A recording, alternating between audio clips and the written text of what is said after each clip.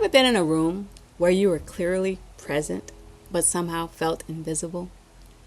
Not because you were hiding, not because you weren't contributing, not because you hadn't shown up, but because the people in the room somehow seemed to move around you like you weren't even there. And I know this might sound petty to some people. I know somebody might hear this and say, girl, why does that even matter? But if you've ever been in a workplace, a family, a ministry, a community, or even a relationship where you kept showing up, kept serving, kept contributing, kept doing the work, and still felt unseen, then you know it does matter. Because sometimes it's not the big disrespect that breaks your spirit.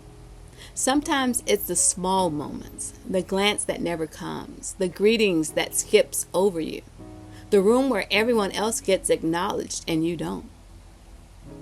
The quiet little confirmation that makes you wonder, am I useful here, but not really valued here?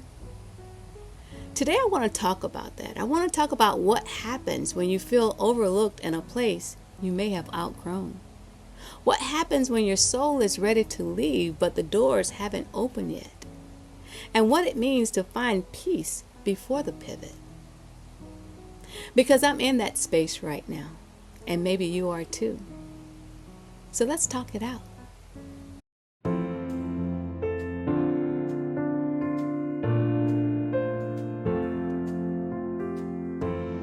Hey, welcome back to Ways of Change. I'm Vanessa, and this channel is where we talk about midlife reinvention, faith, mindset, emotional resilience, nervous system regulation, and the real journey of becoming someone new while life is still unfolding. If you're new here, I'm an empty nester, a federal employee, a mindset and wellness coach, and a woman in midlife documenting the honest journey of reinvention. Not the cute, polished, already on the other side version. I mean the real version. The version where you're still going to work, still applying for opportunities, still getting doors closed in your face, still trying to figure out the next moves, still believing for more, even when your current life keeps asking you to stay where you are. And today's episode is kind of risky, y'all. It's not dramatic. It's not scandalous. It's not a let me expose everybody kind of episode. That's not what this is. This is the more vulnerable part for me. This is one of those small moments that touches something much deeper, because sometimes what happens on the surface is not really about that one event. It's about what that moment awakens in you. It's about what that moment confirms. It's about what that moment forces you to finally admit. And recently I had one of those moments, y'all.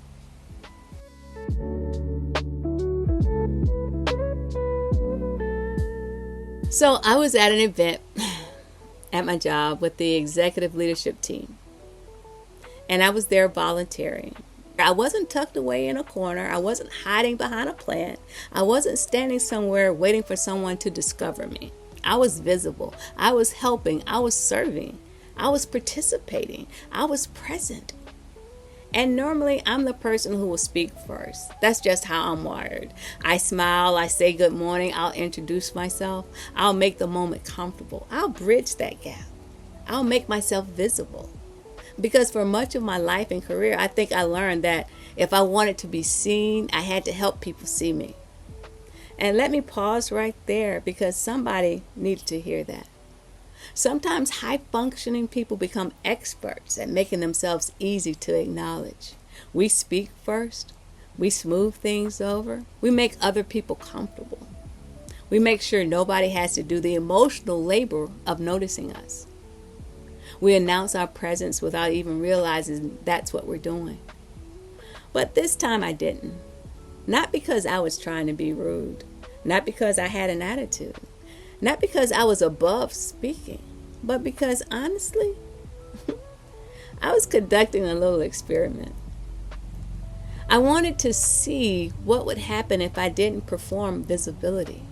I wanted to see what would happen if I didn't initiate. I wanted to see if my presence would be acknowledged without me having to create the moment myself. And listen, I know that may sound petty. Maybe it is a little petty. I'm grown enough to admit that. But it was also revealing. Because I was sitting there. I was standing there. Clearly present, clearly volunteering, clearly part of the event. And there was a table right next to me with other staff members. When leadership came through, that table was acknowledged. They were greeted. There was engagement. There was eye contact. There was recognition.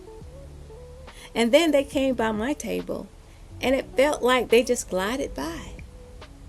No eye contact, no acknowledgement, no greeting, just a smooth pass, like I wasn't even there. Now, was it purposeful? I can't say that. And I want to be fair. I can't read anyone's mind. And I don't know what was going on in their heads. I don't know if they were distracted, busy, focused, tired, or simply unaware. So I'm not here to assign motive, but I am here to be honest about the impact. Because whether it was intentional or not, it felt purposeful. And sometimes that's the part we struggle to say out loud because we don't want to sound sensitive. We don't want to sound petty. We don't want to sound like we're making something out of nothing. But feelings are information. They're not always the full truth, mind you, but they are information. And that moment gave me information. Not necessarily about them, but about me.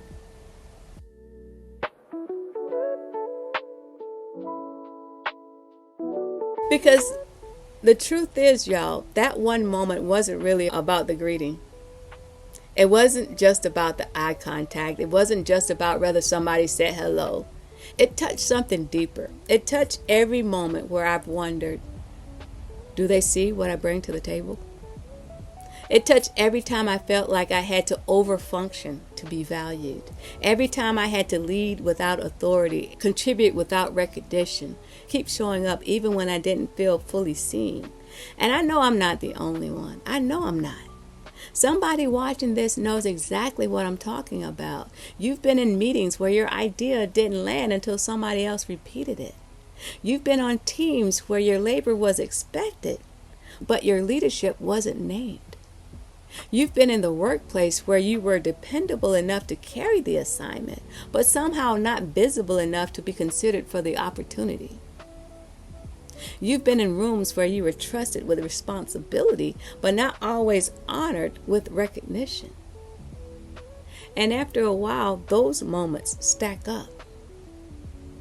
One moment by itself may not break you, but repeated invisibility can bruise something in your spirit.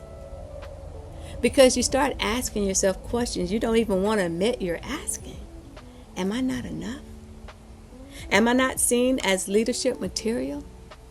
Am I only valuable when I'm useful? Would they notice if I stopped volunteering? Would they miss my contribution if I left? And that last one is heavy because sometimes we don't want to leave just because we're angry. Sometimes we want to leave because we're tired of shrinking our expectations to survive the environment. That's different. It's one thing to be frustrated. It's another thing to know deep down that your spirit has moved on, but your body is still reporting to the same place.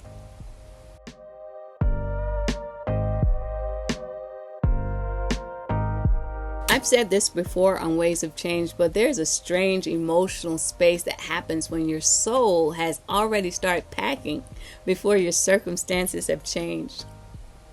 You could still be doing the same work, still attending the meetings, still answering the emails, still showing up, still being professional, still being responsible. But inside, something has shifted, and you know it, and you feel it. You're not necessarily bitter. You're not trying to burn the building down. You don't hate everybody. Not everybody. You're not sitting around plotting revenge. You're just done in a way that feels quiet. Done proving, done chasing validation, done over-explaining your worth, done trying to fit into rooms that keep reminding you that you are ready for a different room. And that's where I am.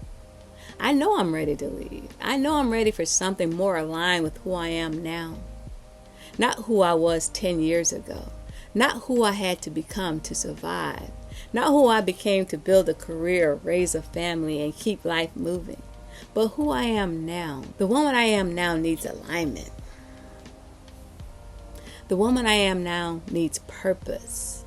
I need room to breathe. The woman I am now needs work that honors her gifts, her wisdom, her creativity, her wellness, her faith, and her desire to build something meaningful.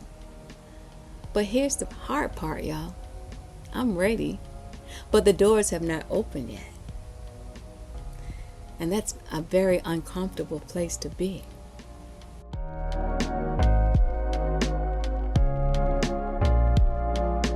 It's very frustrating to feel emotionally ready for your next chapter while physically standing in the old one. It's frustrating to say, okay, God, I got the message. I understand. I'm ready to move on. And then nothing.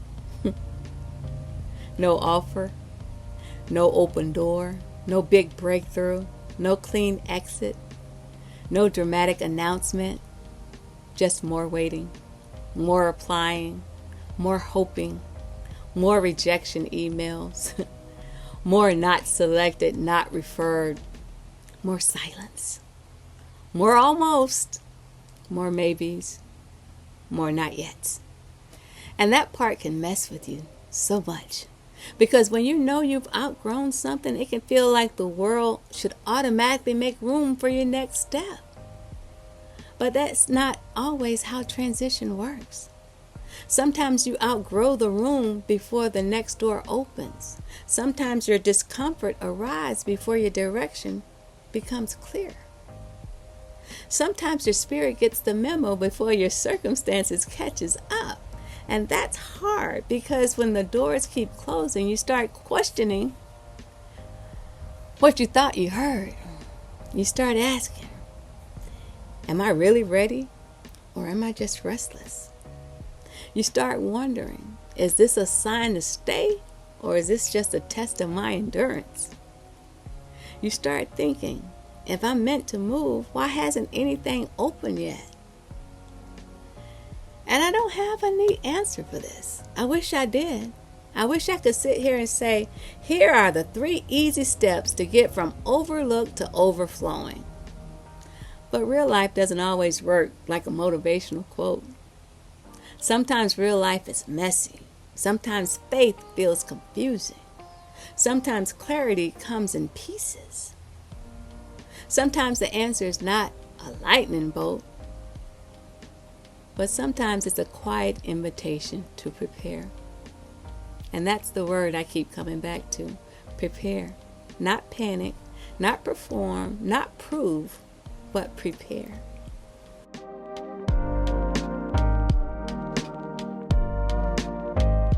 Now I gotta tell y'all something that I'm still learning myself. There is a difference between being overlooked and being hidden. Being overlooked feels like people don't see you. Being hidden sometimes means God is developing something in you before the next assignment. And I gotta be straight. I don't always like that distinction. I don't. Because when I feel overlooked, I want justice. I do. I want clarity. I want someone to say, you know what? We missed it. We should have seen you. We should have acknowledged you. We should have valued what you bring. But sometimes, instead of getting that external validation, God begins doing an internal work. And that internal work can sound like, can you know who you are even when they don't acknowledge it? Can you stop shrinking because someone else didn't see your stature? Can you stop using their recognition as confirmation of your calling? Can you be faithful in the room without needing the room to crown you? Man, this is grown woman work here. Because it is easy to say, I know my worth, until you're sitting in a room where your worth is not being mirrored back to you. It's easy to say, I don't need validation, until you're skipped over, passed by, ignored, or underestimated. It's easy to say, I'm good, until that little girl inside of you whispers, Why didn't they see me? And that's why I don't want to pretend this stuff doesn't hurt. It does. But hurt doesn't have to become humiliation. And being overlooked doesn't mean you are insignificant. Sometimes it means you are being invited to detach from the wrong audience. Because everybody who has access to you doesn't have the capacity to see you. Let me say that again for the people in the back. Everybody who has access to you doesn't have the capacity to see you. And that doesn't diminish your value. It clarifies your assignment.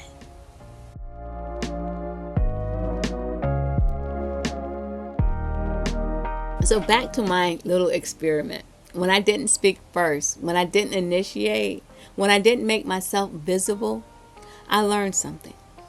I learned how often I have to use my own warmth to cover the discomfort of not being acknowledged. I learned how often I have stepped forward so other people wouldn't have to.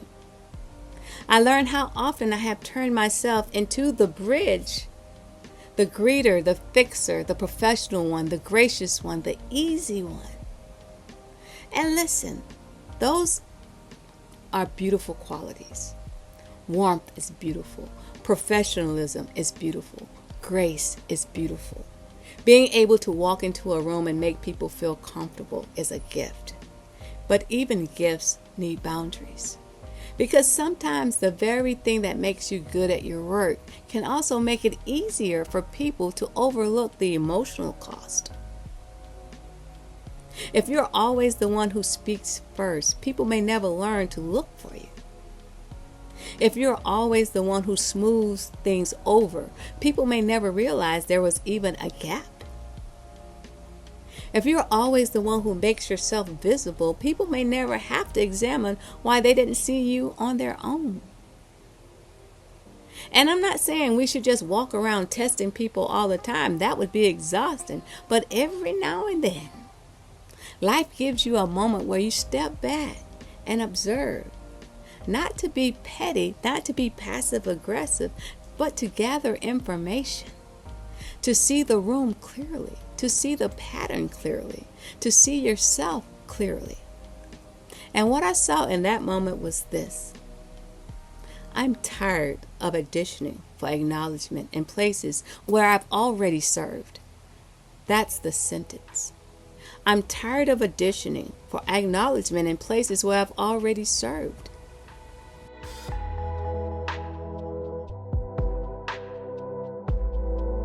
There comes a time when the place that once developed you can no longer feed you. And that doesn't always mean that place is bad. It doesn't mean everyone there is wrong. It doesn't mean your work has been wasted. It just means you've changed. There were seasons in my career where I needed structure. I needed stability. I needed benefits. I needed a reliable paycheck. I needed to build experience. I needed to prove to myself that I could do hard things. I needed to provide for my family. And I honor that. I really do. Sometimes we talk about leaving as if the old place was all bad. No, it's not. Sometimes the old place fed you for a season. It taught you, it stretched you, it gave you skills, it gave you relationships, it gave you stories, it gave you receipts, it gave you resilience. But that same place that once grew you can eventually begin to confine you. And when that happens, you feel it. You feel it in your body, you feel it in your energy, you feel it on Sunday nights. You feel it when you open your email. You feel it when someone asks, "How's work?" and your spirit sighs before your mouth answers. You feel it when recognition doesn't excite you the way it used to, because deep down, you don't just want recognition anymore. You want alignment. That's where I am. Recognition would be nice. Acknowledgement would be nice. Respect is always appreciated.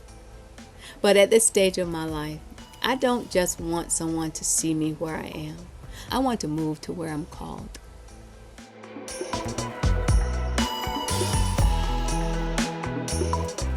And And that brings me to the question I keep asking myself. How do I get from this point to the next? How do I move from feeling overlooked to feeling aligned? How do I prepare for the next chapter when the current chapter hasn't released me yet? How do I keep showing up professionally without abandoning myself emotionally? How do I honor the work while admitting I'm ready for something different? Because that's the tension. I don't believe in just quitting recklessly without a plan. I don't believe in burning bridges just because my feelings got hurt. I don't believe in letting one moment make a permanent decision. But I also don't believe in ignoring what my spirit keeps telling me. And what my spirit is saying. This season is changing. Maybe not today, maybe not tomorrow, maybe not in the way I expected, maybe not through the door I've been knocking on, but something is changing. And I have to prepare for that change from the inside out. Because sometimes before your external life shifts, your internal life has to stabilize. You have to become emotionally ready to leave without becoming resentful. You have to become spiritually grounded enough to wait without collapsing. You have to become mentally clear enough to plan without panicking. You have to become confident enough to stop begging rooms to validate what God already placed inside of you. And that's not easy work, my friend, but it's necessary work.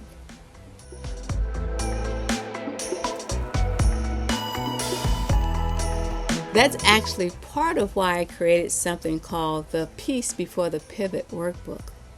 And I'm excited to share that it's officially available for pre-sale. You'll find the link in the comment section. This workbook was born from this exact kind of season.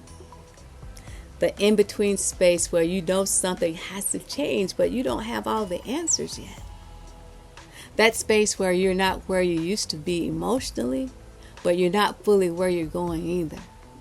That space where your nervous system is tired, your faith is being stretched, your confidence is being tested, and your next chapter still feels blurry.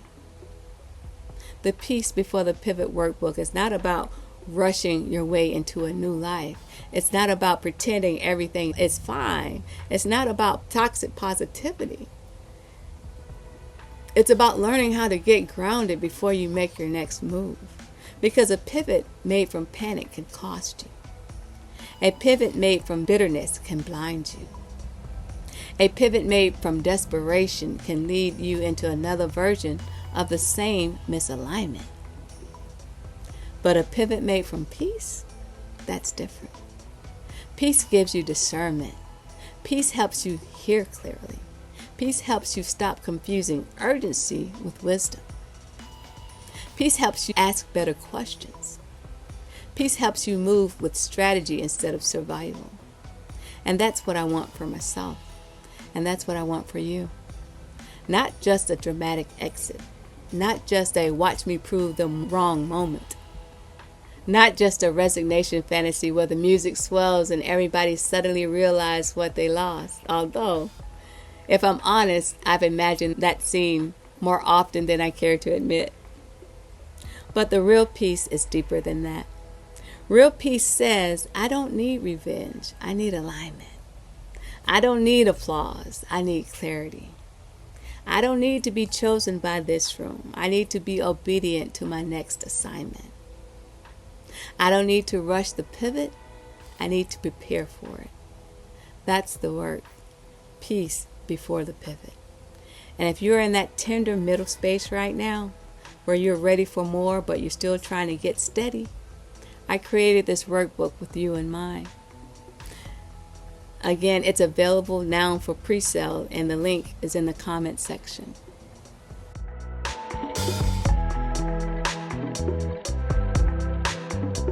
So what do you do when you feel overlooked? Not in theory, in real life. What do you do after the event, after the meeting, after the moment where they walk by, after the email where you weren't included, after the opportunity went to someone else, after the door closed again? Here's what I'm learning. First, You tell yourself the truth without exaggerating it. That means I can say that hurt without saying nobody values me. I can say I felt invisible in that moment without saying I am invisible. I can say that interaction gave me information without turning it into a final verdict of my worth. Because when we're hurt, our minds can start building a whole case. One moment becomes a lifetime sentence. One slight becomes a story about who we are. One closed door becomes proof that nothing will ever open. So we have to be careful. Feelings are real, but they're not always complete. So I can honor the feeling without letting it become my identity. Second, you look for the pattern. Was this a one-time thing, or is it part of something repeated? Because one moment can be a misunderstanding, but a pattern is information. And when you see a pattern, you don't have to rage against it. You can respond to it with wisdom. Third, you stop trying to extract validation from people who've already shown you their level of awareness. That doesn't mean you become cold. It doesn't mean you become unprofessional. Don't come out of character. It doesn't mean you stop being kind. It means you stop handing your emotional paycheck to people who are not responsible enough to deposit into it. Some of us keep showing up emotionally overdrive. We keep expecting acknowledgement from places that have already shown us that they may not have it to give. And then we keep feeling disappointed when that withdrawal comes back empty. Fourth, you pour back into your own vision. When you feel overlooked, don't just sit in the womb. Redirect that energy into what you're building. For me, that means continuing to build ways of change. It means offering the Peace Before the Pivot workbook. It means nurturing my wellness work. It means creating resources for women who are navigating the transition. It means remembering that my gifts are not limited to one workplace, one title, one role, one hallway, one leadership team, or one season. And fifth, you prepare quietly, not secretly in a fearful way, quietly in a sacred way. Update your resume. Build the offer. Write the workbook. Record the video. Grow the channel. Strengthen the body. Calm the nervous system. Pray, rest, repeat. It's not glamorous, y'all, but it's powerful. Because sometimes the next chapter is built in the quiet discipline of the current one.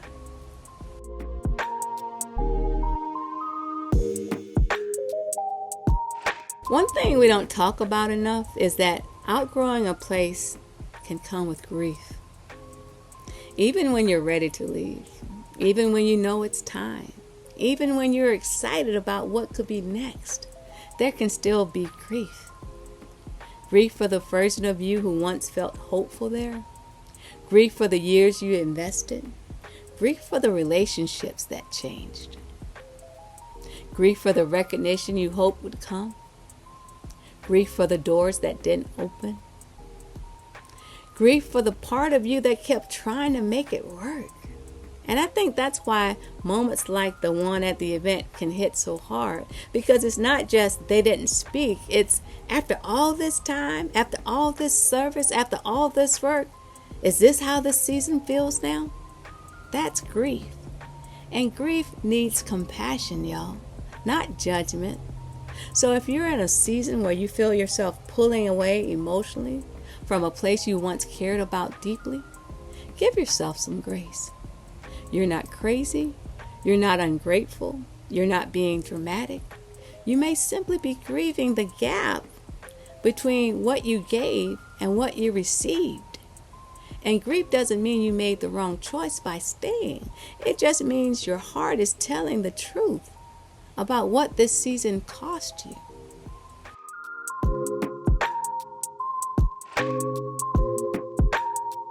Now this next part is important. I want you to hear me clearly. When you feel overlooked, there's a temptation to start overproving, to do more, volunteer more, speak louder, send longer emails, show more receipts, become more impressive. Try to force people to finally get it. But I want to lovingly challenge that. Don't let being overlooked make you overprove, because overproving is exhausting. And most of the time, the people who truly see you don't need that much convincing anyway. There's a difference between showing up with excellence and auditioning for worth. Excellence comes from integrity. Auditioning comes from insecurity. Excellence says, "This is who I am." Auditioning says, "Please finally notice me." And I don't want to live in audition mode. Not at this age, not in this season, not with everything I know about myself, not with all the life I've lived, not with all the rooms I've survived, not with all the gifts God has placed in me. And maybe you feel that too. Maybe you're tired of auditioning, tired of over-explaining, tired of being the dependable one, but not the chosen one. Tired of being called when something needs to be fixed, but not always considered when something needs to be led. Tired of having the skill set, the wisdom, the experience, the heart, and still feeling like you have to beg for the room to recognize it. Let me say this to you, and I'm saying it to myself too. You are allowed to stop overproving. You are allowed to let your body rest. You are allowed to let your work speak. You are allowed to prepare for rooms that won't need to be convinced of your value. And you could take that to the bank.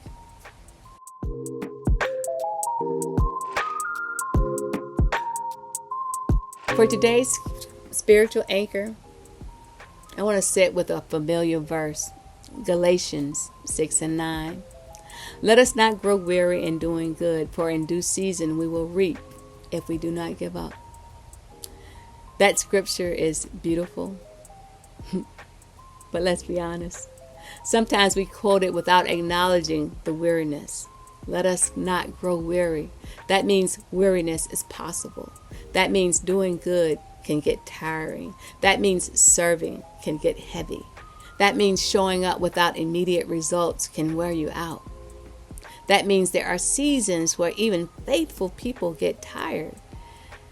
And that comforts me, because the scripture doesn't shame us for feeling weary. It encourages us not to let weariness have the final word.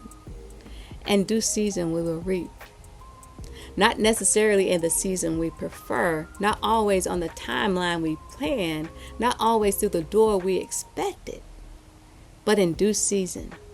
That means there's a season attached to the seed. There's timing attached to the harvest. There's purpose attached to the waiting.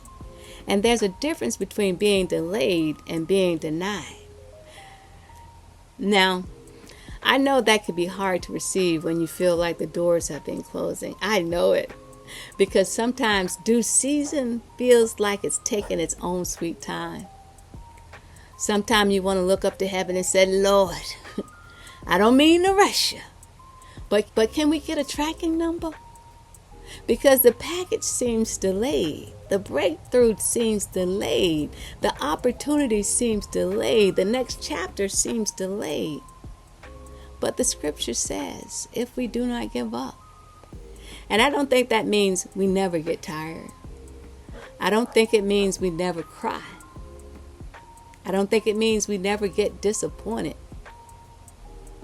I don't think it means we never have moments where we sit in the car at our job and say, "I can't keep doing this."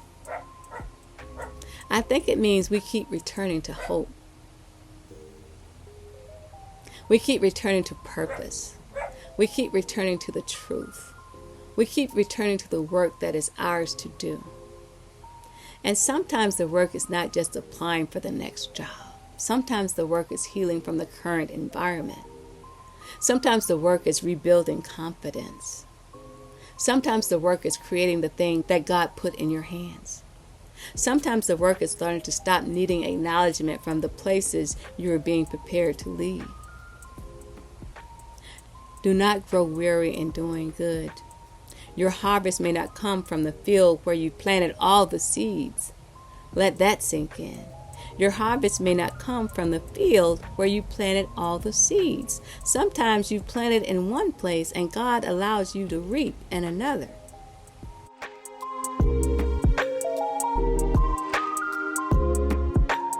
Before we close today, I want to offer a simple nervous system reset for anyone who has been feeling overlooked, dismissed, or emotionally tired from trying to hold it all together. You could do this seated, but if you're driving, pull over on the side or just wait till you get home. Take one hand and place it over your heart and place the other hand gently on your belly.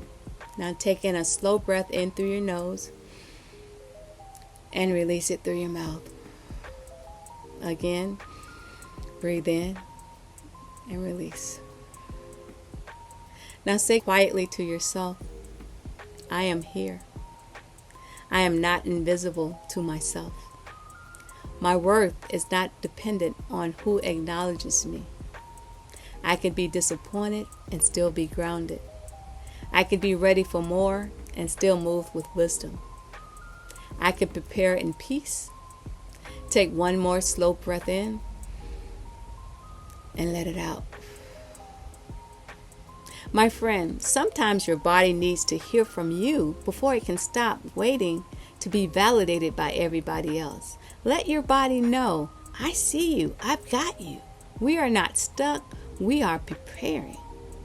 Let's do a reframe here. The reframe I'm holding on to. Maybe that moment at the event was not just a slight. Maybe it was a mirror. Maybe it showed me how tired I am of needing acknowledgement from a place I'm already prepared to leave. Maybe it reminded me that my next chapter can't be built around proving myself to the old one. Maybe it helped me see that I don't just want to be noticed, I want to be aligned. And that's a powerful distinction because being noticed can still leave you empty if you're noticed in the wrong room. But alignment feeds something deeper. Alignment says, this fits who I'm becoming. Alignment says, my gifts have room here. Alignment says, my nervous system can breathe here. Alignment says, I'm not constantly fighting to be understood. That's what I want. And I believe that's what many of us want in this season of life. We don't just want titles. We don't just want promotions. We don't just want the applause. We want peace. We want purpose. We want work that doesn't require us to abandon ourselves. We want rooms where our wisdom is welcomed. We want communities where our presence is valued. We want opportunities that align with the woman we are now, not just the resume we built years ago. And if that's you, I want you to know, you are not wrong for wanting more. You are not wrong for feeling tired. You are not wrong for noticing when something feels off. You are not wrong for craving alignment, and you are not wrong for preparing to pivot. So yeah, y'all, I was at the event and leadership came by, acknowledged the other table, and when they came by mine, it felt like they glided past without even seeing me. And yeah, it hurt. But I'm not going to let that moment make me smaller. I'm not going to let it make me bitter. I'm not going to let it turn me into someone I don't want to be. I'm going to let it teach me. I'm going to let it clarify me. I'm going to let it remind me that I'm ready for alignment. And while the doors haven't opened yet, I'm not powerless. I can prepare. I can build, I can heal, I can create, I can strengthen my faith, I can calm my nervous system, I can stop auditioning for acknowledgement, I can keep doing good without growing weary, I can pour into something that helps other women navigate the same in-between space. And that's why peace before the pivot matters so much to me, because so many of us are standing between what was and what's next. And we're still showing up, still working, still applying, still believing, still waiting, still wondering, how do I get from here to there without losing myself in the process? And that's the heart of the workbook. It's for the woman who's ready for change but doesn't want to move from panic. It's for the woman who knows she's outgrowing something but still needs clarity. It's for the woman who is tired of feeling overlooked but doesn't want bitterness to become her compass. It's for the woman who wants her next move to come from peace, not pressure. So if you feel overlooked right now, listen to me. You are not invisible. You are not behind. You are not forgotten. You are not foolish for wanting more. You are not petty for noticing pain. You are not ungrateful for admitting that something no longer fits. You may simply be in a sacred discomfort that comes before a change. The space where your old life no longer feels like home, but your new life hasn't fully opened its doors yet. That space is hard, but it's not empty. It's preparation. It's pruning. It's clarity. It's becoming. And one day, you may look back and realize that the moment you felt unseen was the moment you finally started seeing yourself differently. Not as someone waiting to be chosen, but as someone preparing to move. Not as someone begging for acknowledgement, but as someone building alignment. Not as someone stuck, but as someone in transition. And that changes everything, my friend. If this episode spoke to you, I'd love for you to like this video, subscribe to Ways of Change, and share it with someone who may be feeling overlooked, stuck, and ready for a new chapter. And if you made it all the way to the end, I'm excited to share that my new Peace Before the Pivot workbook is now available for pre-sale. The link is in the comments below. This workbook is for the woman who knows something is shifting, but she needs grounding, clarity, courage, and peace before the next move. So if you're in that in-between space, not where you used to be, but not fully where you're going, this was created for you. And in the comments, I want to ask you, have you ever felt visible but not truly seen? And what did that moment teach you? I'll meet you in the comments. Until next time, I'm Vanessa, and this is Ways of Change. Remember, you're never too late, and your peace is never too far. Bye.